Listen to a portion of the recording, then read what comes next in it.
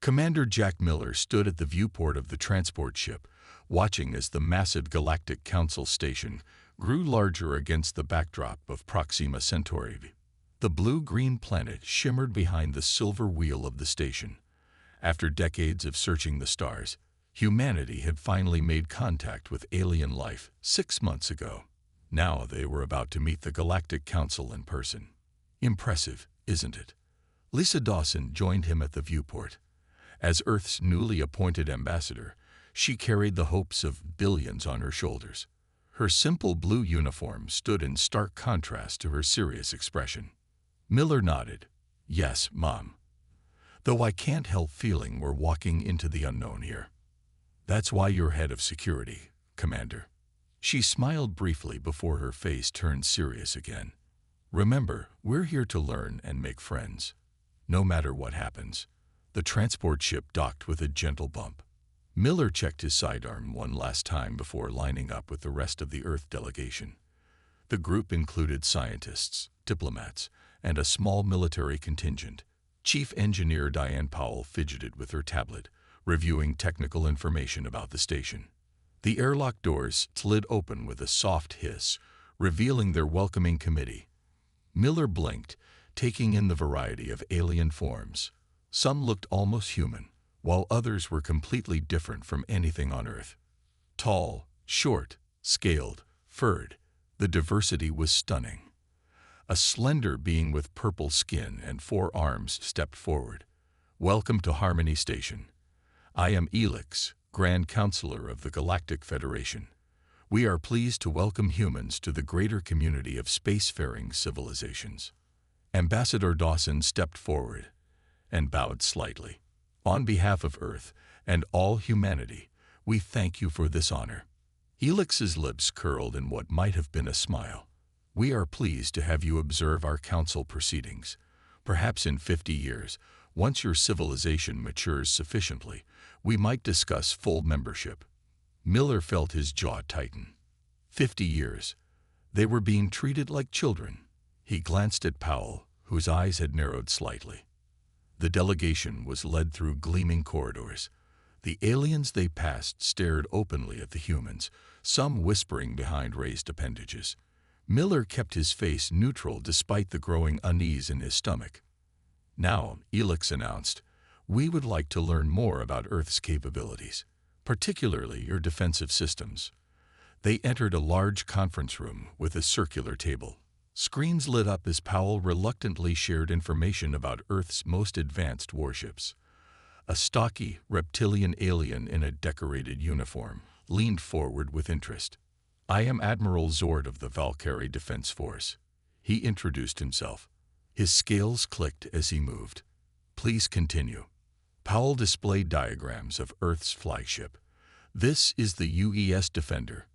Rail guns capable of accelerating projectiles to 1/10 light speed, nuclear-tipped missiles with multiphasic warheads, and..." Admiral Zord couldn't contain himself any longer. He burst into a harsh, barking laugh. "Kinetic weapons, chemical propellants. How quaint." He turned to his colleagues, making no attempt to hide his mockery. "They're still throwing rocks, just faster." The other council representatives joined in the laughter. One with tentacles for arms made a dismissive gesture. "You'll find the galaxy operates on rather different principles, humans." Miller felt his hands curl into fists. He forced them to relax, remembering his orders. Maintain diplomatic relations at all costs.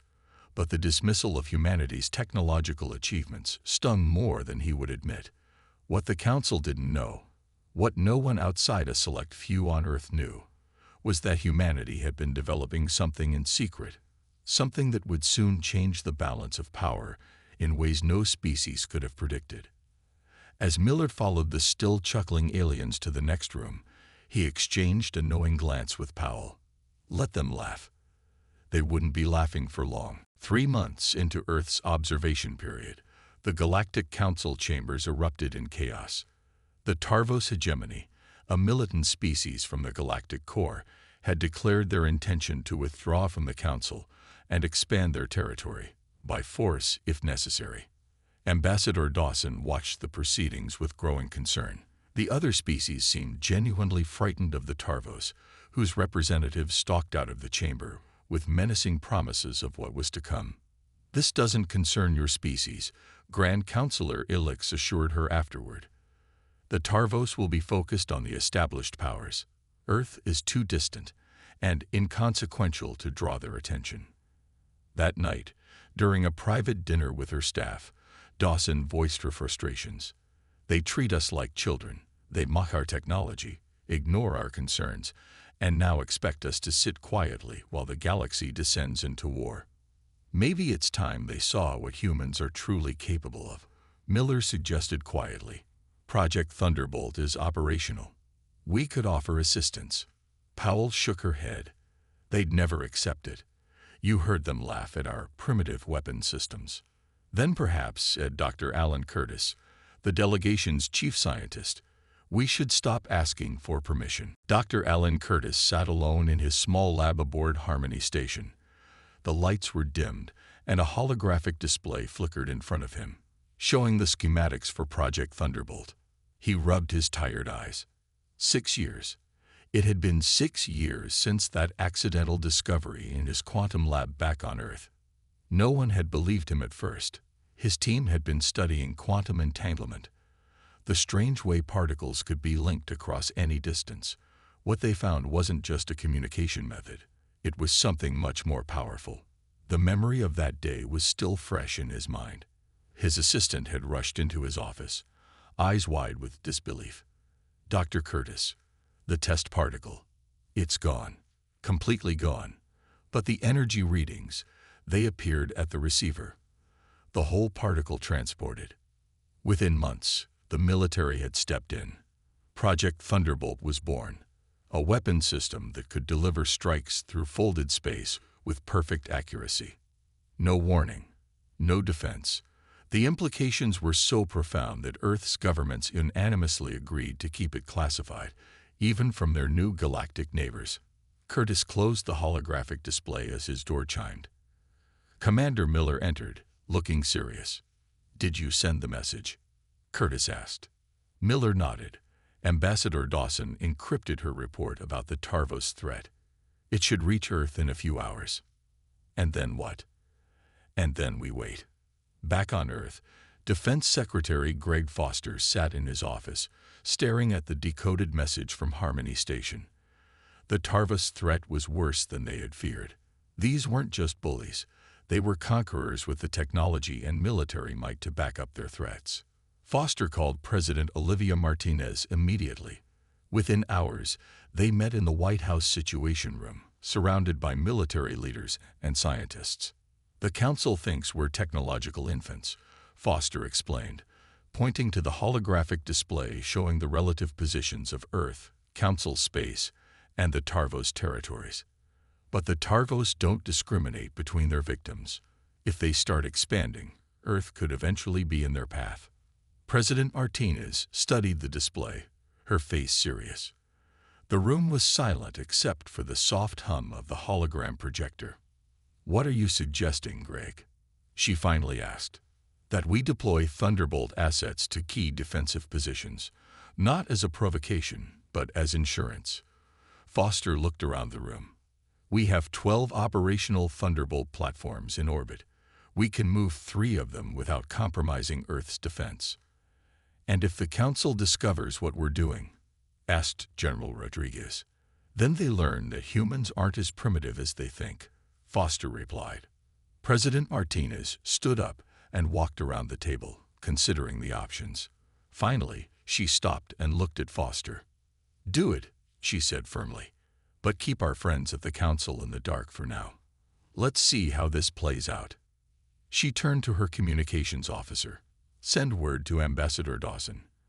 Tell her to continue as normal, but be ready to offer assistance if the situation deteriorates." Back on Harmony Station, the human delegation continued attending council meetings.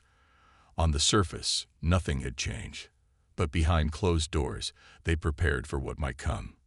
Miller received the encrypted message from Earth 3 days later. He decoded it in the secure room of their quarters and then briefed Ambassador Dawson. 3 Thunderbolt platforms are being moved into position, he told her. They'll be in range of Council space within 2 weeks. Dawson nodded. Let's hope we don't need them. But if we do? Miller asked. If we do, she replied, the Council is going to learn that judging a species by its apparent technology is a dangerous mistake. Outside the station viewport, the stars continued their silent watch. None of the mighty civilizations of the Galactic Council could have guessed that the supposedly primitive humans had already developed a weapon that could change everything. The question wasn't if they would find out, but when and how. 2 weeks passed in uneasy peace. The Council meetings continued, filled with debates about trade routes and minor border disputes. But everyone could feel the tension in the air. The Tarvos threat hung over every conversation like a dark cloud. Commander Miller was eating breakfast in the station's dining area when the emergency alarms began to sound. Red lights flashed along the corridors as he rushed to the main council chamber. When he arrived, the large viewing screen showed a terrifying sight. A fleet of massive warships had appeared in the Lumina system, home to one of the council's most populated worlds. The ships were black and angular, bristling with weapons. Tarvos ships. How many? Ambassador Dawson asked as she joined Miller. 27 dreadnoughts, replied Admiral Zort, his scales pale with fear, the largest battle group seen in a century. The council members gathered around the central table, faces grim. Grand Counselor Elix activated the communication channel. This is the Galactic Council. Tarvos vessels, you have entered restricted space without. A harsh voice cut him off. This is Supreme Commander Drek of the Tarvos hegemony. Your restrictions no longer apply to us. The screen showed a tall, gray-skinned alien with ridge-like growths along his skull. His eyes were cold and confident. The Lumina system now belongs to the Tarvos. Surrender the planet, or we will take it by force. You have 1 hour to decide. The screen went dark. Panic erupted in the chamber. We must evacuate, shouted one council member. Our defense fleet is already on the way, Admiral Zord announced, but they are outnumbered 3-1. They cannot arrive in time. Miller watched as the council's unified facade crumbled. These mighty alien civilizations, who had looked down on humanity with such superiority, were now faced with an enemy they couldn't handle. On the tactical display, the Council's defense fleet scrambled to respond. Small dots of light representing Council ships moved toward Lumina. But as everyone watched, the Tarvos began systematically destroying the defensive platforms orbiting Lumina Prime. This is just the beginning. Commander Drek broadcast across all frequencies. Your era of peace is over. In the observation gallery, Miller's secure communicator vibrated. He checked the message and felt a surge of anticipation. The Thunderbolt platforms were in position. He quietly approached Ambassador Dawson and whispered in her ear, Thunderbolt is ready. Earth is asking for your authorization. Dawson's face showed no emotion, but Miller could see determination in her eyes. She nodded slightly, then stepped forward to address Grand Counselor Elix. The people of Earth offer our assistance in this crisis, she announced formally. The chamber fell silent. All eyes turned to the human ambassador. Elix looked at her with something between pity and annoyance. Ambassador, we appreciate the sentiment, but this is not a situation where your level of technology would be helpful. A few council members exchanged glances. One even laughed quietly. Nevertheless, Dawson persisted, her voice firm. We request coordinates for the primary Tarvos command vessel. Admiral Zort made a dismissive gesture. Ambassador, this is not a game. Real lives are at stake. I am well aware of that, Admiral, Dawson replied coldly. The coordinates, please. The council members exchanged bemused glances. Elix sighed, then nodded to an aide. Very well, if it makes you feel included. The aide transmitted the data to Dawson's pad. She studied it for a moment, then nodded to Miller. Miller sent a simple coded message back to Earth. Coordinates received. Authorization granted. On the main screen, the Tarvos ships continued their attack, destroying another defense platform in a flash of light. The council members watched helplessly, unaware that humanity was about to change everything. Miller stepped back, his heart racing. In just a few minutes, the galaxy would never be the same. Supreme Commander Drek stood on the bridge of his flagship, admiring the destruction his fleet was causing. The Lumina defense platforms were falling one by one, exploding in beautiful bursts of light and debris. The Council's pathetic defense fleet was still hours away. By then, it would be too late. Another platform down. Commander, reported his tactical officer with satisfaction. Drek nodded. Victory was sweet after years of being held back by Council restrictions. Now the Tarvos would take their rightful place as rulers of the galaxy. Begin preparations for ground invasion, he ordered. I want troops ready to land within. Commander, the tactical officer's voice changed abruptly. I'm detecting an unusual energy reading. Inside our ship. Drek spun around. Inside? That's impossible. Where? Here, right here on the bridge. The officer pointed to a spot in the air directly in front of the command console. A point of light appeared, no bigger than a marble. It hovered silently, defying the laws of physics as understood by the Tarvos. For a fraction of a second, it hung there, a perfect sphere of swirling blue-white energy. Drek stared at it, confused. What is? The point expanded. In the Council observation room, all eyes were fixed on the tactical display. The Tarvos command ship was represented as a large red triangle among the fleet. Without warning, the triangle flickered and disappeared. In its place, a perfect sphere of blue-white energy loomed on the screen. When the light faded seconds later, nothing remained but scattered particles. Stunned silence gripped the council chamber. No one moved. No one spoke. On the display, the remaining Tarvos ships halted their attack, clearly thrown into confusion by the sudden loss of their command vessel. What just happened? Elix finally managed to ask, his voice barely above a whisper. Ambassador Dawson stood calmly in the center of the room. All eyes turned to her. That was a demonstration of Project Thunderbolt, she announced, a quantum displacement weapon developed by Earth. Admiral Zort pushed forward, his scales flaring with disbelief. Impossible. Your species doesn't possess that level of technology. Commander Miller stepped forward to stand beside Ambassador Dawson. We kept certain developments to ourselves. Admiral, perhaps our primitive approach had merit after all. The council members stared at the humans with new eyes. Gone was the condescension, replaced by shock, and in some cases, fear. On the tactical display, the Tarvos fleet had stopped attacking. Their formations were breaking apart as ships turned in different directions, clearly unsure what to do without their command ship. How? Demanded one of the council scientists, a small being with multiple eyes. How did you transport a weapon directly onto their bridge? Our best shields cannot be penetrated like that.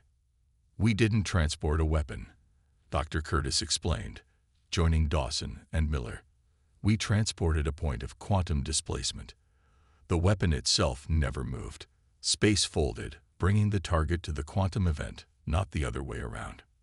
The scientist's eyes blinked rapidly as he tried to process this. But that's theoretical physics. No one has managed to stabilize such a field. Curtis smiled slightly. Humans did. The tactical display flashed as two more Tarvos ships disappeared in spheres of blue-white energy. The remaining ships began to retreat, engines flaring as they raced away from Lumina. Ambassador Dawson turned to face Grand Counselor Elix. The Tarvos fleet is retreating. The immediate threat to Lumina has been neutralized. Elix stared at her, his purple face pale with shock. You could have shared this technology with the Council. We could have prevented this crisis before it began. Would you have believed us? Miller asked quietly. Or would you have dismissed our claims as you dismissed everything else about humanity? The council members looked away, unable to meet his eyes. The answer was clear to everyone in the room. The Galactic Council was seeing humans for the first time, not as primitive newcomers to be tolerated, but as equals to be respected, perhaps even feared. In the days that followed, the Harmony Station buzzed with excitement and fear. Aliens who had once ignored the humans now stepped aside when they walked down the corridors. Conversations stopped when humans entered rooms. Everything had changed. The Council called an emergency session to discuss the Thunderbolt weapon. Ambassador Dawson and Dr. Curtis stood before the gathered representatives and explained the full capabilities of the system. The weapon can strike any target with perfect accuracy, Dr. Curtis explained, regardless of distance or defensive measures. It bypasses shields, armor, and every known countermeasure because it doesn't attack in normal space. The Council scientists asked question after question, their earlier condescension replaced by intense curiosity. Some seemed afraid, others seemed impressed. "Why did you hide this technology from us?" Grand Counselor Ilix finally asked. Ambassador Dawson's answer was simple. "Would you have treated us as equals if you knew? Or would you have tried to take the technology from us?" The silence that followed was answer enough. Meanwhile, the remaining Tarvus forces retreated to their own territory. After 2 more demonstrations of the Thunderbolt system destroyed key military bases within their borders, the militant species sent a message to the Council requesting peace talks. For the first time in centuries, the Tarvos sued for peace. Their message was brief but clear. They had no defense against the human weapon and would not risk further confrontation. Commander Miller stood with Admiral Zort in the tactical room, watching the Tarvos ships withdraw from all contested areas. "I still can't believe it," Zort said, his scaled head shaking slowly. "Your species appeared so basic." Miller allowed himself a small smile. "We learned long ago not to show all our cards at once." "Cards?" Zort looked confused. "An Earth saying," Miller explained. "It means keeping your best options hidden until you need them." Zort nodded slowly. "A wise strategy. We have clearly underestimated humans." In a private meeting room, the Council leaders debated what to do about Earth. Some argued for embracing humans as equals and allies. Others warned of the dangers of a species that could develop such technology in secret. They appeared so harmless, Admiral Zort told the gathering. "So primitive." "Perhaps," replied a council member with tentacles for arms, "that was precisely what they wanted us to think." Grand Counselor Ilix finally made a decision. He called Ambassador Dawson to a special session of the Council. "We may have misjudged your species," he admitted, his 4 arms spread in a gesture of openness. "The Council formally invites Earth to full membership, effective immediately." A murmur ran through the chamber. Never before had a species been offered full membership so quickly. The normal process took decades of observation and testing. Ambassador Dawson smiled diplomatically. "We're honored by the offer, Grand Counselor. However, Earth will need to carefully consider the terms of such membership." Elix blinked in surprise. He had expected gratitude, not caution. Once again, the humans had surprised him. "Of course," he said finally. "Take all the time you need." As Dawson left the chamber, Miller fell into step beside her. "They're scared of us now," he said quietly. Dawson nodded. "Fear isn't the foundation we want for our relationship with the galaxy, but respect is a good start." 1 month later, Earth officially joined the Galactic Council, not as an observer but as a full member with special status as the Council's primary defense partner. After careful negotiations, Earth agreed to share limited aspects of Project Thunderbolt with Council races under strict controls. Earth would maintain production oversight and final authority over deployment. The signing ceremony took place in the Grand Hall of Harmony Station. Commander Miller stood at attention beside Ambassador Dawson, as President Martinez, who had traveled from Earth for the occasion, signed the treaty with Grand Counselor Elix. "Today marks a new chapter in galactic history," Elix proclaimed to the assembled representatives. "With Earth's partnership, we enter an era of greater security and cooperation." President Martinez smiled as she addressed the Council. Earth is proud to join this community of worlds. We bring not just our technology, but our spirit of innovation and determination. Together, we will build a safer galaxy for all our peoples. The words were diplomatic, but the message was clear. Humanity had arrived on the galactic stage, not as junior partners, but as equals. After the ceremony, Admiral Zord approached Miller, who was enjoying a quiet moment by the large viewport overlooking the stars. "Commander," the Admiral said, his voice softer than Miller had ever heard it before, "I must ask you something." "Go ahead," Miller replied. "Why did your people allow us to underestimate you for so long? You could have displayed your true capabilities from the beginning." Miller considered his answer carefully. "In our history, Admiral, humans learned a valuable lesson. Never show all your cards until you need to play them."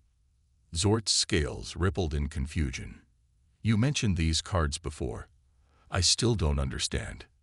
"It's from a game," Miller explained. "It means that sometimes being underestimated is the greatest advantage of all." As they looked out at the stars together, Miller thought about how quickly things had changed. 3 months ago, the Council had laughed at humanity's primitive weapons. Now, Earth was helping rewrite the security protocols for the entire galaxy. Back on Earth, news of the treaty was met with celebration. Humanity had dreamed of finding other intelligent life among the stars. They had feared being conquered or being found too primitive to matter. Instead, they had found their place, not through conquest or intimidation, but by being underestimated and then proving their worth when it mattered most. In the weeks that followed, ships from Earth began traveling to other Council worlds. Scientists exchanged ideas, diplomats established embassies, and ordinary humans marveled at the diversity of alien cultures. As news of the treaty spread throughout the galaxy, one thing became clear to all spacefaring civilizations. Humans may have been the newest species on the galactic stage, but they had already changed the script entirely. The species that had been mocked for their primitive weapons had demonstrated that innovation sometimes takes unexpected paths, and that appearances can be deceiving. Earth was no longer just another world seeking acceptance among the stars. It was a power to be reckoned with, and it had all begun with a single shot that no one saw coming. The end.